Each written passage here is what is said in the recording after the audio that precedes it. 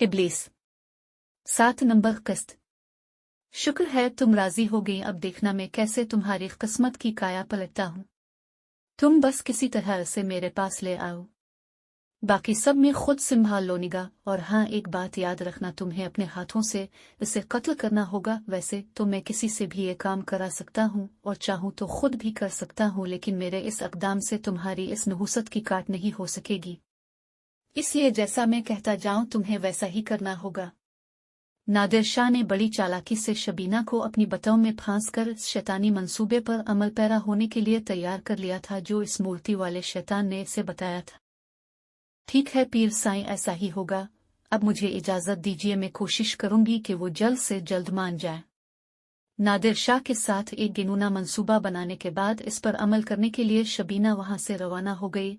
देखो इमरान, चाहे तुम्हें पैरों फकीरों पर यकीन हो या ना हो, पर तुम्हें मेरे साथ पीर साईं के पास चलना ही होगा। उन्होंने बड़े यकीन से कहा है कि अगर तुम सिर्फ एक बार उनके पास आ जाओ तो वो हमारी बेऔलादी का इलाज कर देंगे। शबीना बड़ी देर से अपने शौहर इमरान को नादिर शाह के पास चलने के लिए राजी कर रही थी, मगर वो था कि टस से मिस नहीं हो रहा था। शब्बो, तुम्हें समझ क्यों नहीं आती कि नादिर शाह अच्छा इंसान नहीं है? वो काले इल्म का माहिर है और मैंने तो सुना है कि वो शैतान का पुजारी भी है। इमरान ने शबीना को समझाने की कोशिश।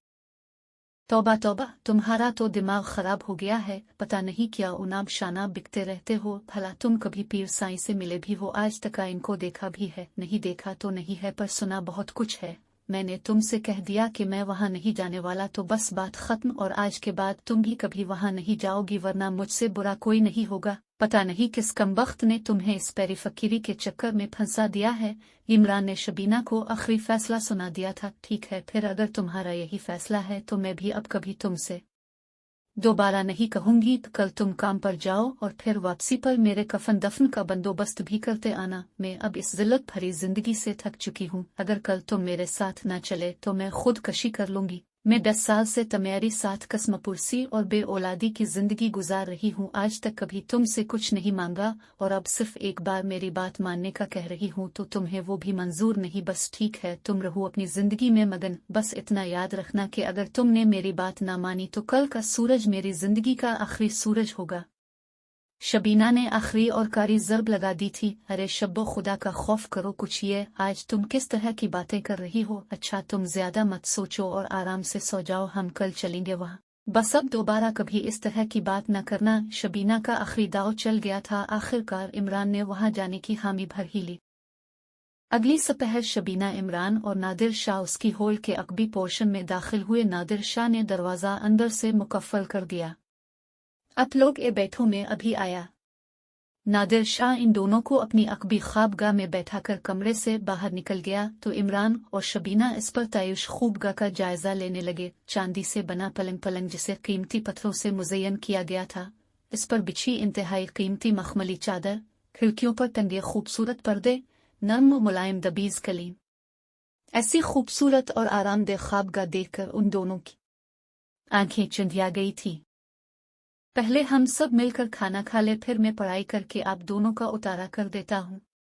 नादिर शाह कमरे में दाखिल हुआ तो हटे कटे मर्द भी इसके पीछे खाने पीने का सामान उठे अंदर दाखिल हो गए। जी बेहतर पीर साईं। इससे पहले कि इमरान इनकार करता, शबीना ने हाँ में हाँ मिला दी। नादिर शाह और शबीना ने तो पहले ही पूरी मंसूबा बंदी कर रखी थी। इमरान बेचारा शर्मा शर्मी में खामोशी से बैठा खाना खाता रहा। थोड़ी देर बाद वही दो मर्द फिर से ख्वाबगाह में दाखिल हुए। इनमें से एक के हाथ में चांदी से बनी खूबसूरत सराही और एक गिलास था, जबकि बाकी के 2 गिलास दूसरे मर्द के हाथों में थे।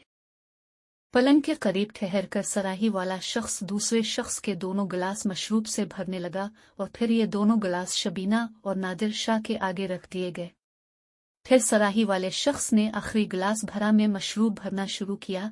इस आखिरी गिलास में एक खास किस्म का सफूफ शामिल किया गया था जिसे मंसूबे के मुताबिक इमरान को थमा दिया गया। मशरूब देने के बाद वो दोनों मर्द ख्वाबगाह से बाहर निकल गए तो शबीना और नादिर शाह कुन आंखों से इमरान का जायजा लेने लगे, जो खामोशी से खाना खाते हुए मशरूब के सब भरता जा रहा था। अभी खाना खत्म भी नहीं हुआ था कि यकदम इमरान ने खाना छोड़ो और दोनों हाथ से अपने सर को थाम कर बैठ गया। क्या हुआ इमरान, सब ठीक तो है ना? नादिर शाह ने पहले शबीना की तरफ देखा और फिर इमरान को मुखातिब करके पूछने लगा। पता नहीं पीर साईं अचानक चक्कर से आ रहे हैं और आंखों के आगे अंधेरा सा। अभी इसकी बात मुकम्मल भी नहीं हुई थी, वो गश खाकर बिस्तर पर ढेर हो गया। शबीना और नादिर शाह ने मक्कार आंखों से एक दूसरे की तरफ देखा और फिर से खाने में मशगूल हो गए। धर आओ। नादिर शाह ने आवाज लगाई तो दोनों मर्द तेजी से कमरे में दाखिल हुए और नादिर शाह के इशारा करने पर इमरान को उठाकर कमरे से बाहर ले गए और फिर दोबारा वापस आकर खाने के बर्तन उठाकर रफू चक्कर हो गए। इन दोनों के जाने के बाद नादिर शाह ने शबीना को बाहों में भरा और बिस्तर पर दराज हो गया। ये दोनों मर्द कौन हैं? पीर साईं पहले तो कभी नजर नहीं आए। शबीना ने अजीब सी जसामत वाले इन दोनों मर्दों के बारे सवाल किया। ये इंसान नहीं जिन्नात हैं शबीना, मैंने उन दोनों को अपनी खिदमत पर मामूर कर रखा है। ये सिर्फ इसी पोर्शन में रहते हैं, इसलिए तुमने उन्हें पहले कभी नहीं देखा। और हाँ, जब तक तुम्हारी इद्दत पूरी नहीं होती और हमारी शादी नहीं हो जाती तुम भी इसी पोर्शन में रहोगी, समझ गई ना? जी पीर साईं, जो आपका हुक्म। जवाब देते हुए शबीना ने अपने दाएं हाथ की उंगलियों को नादिर शाह की बाएं उंगलियों में फंसाया और इस हाथ की पुश्त को अपने मुलायम होठों से चूमने लगी। कमेंट में अपनी राय का इजहार जरूर करें और पोस्ट को शेयर भी जरूर किया करें।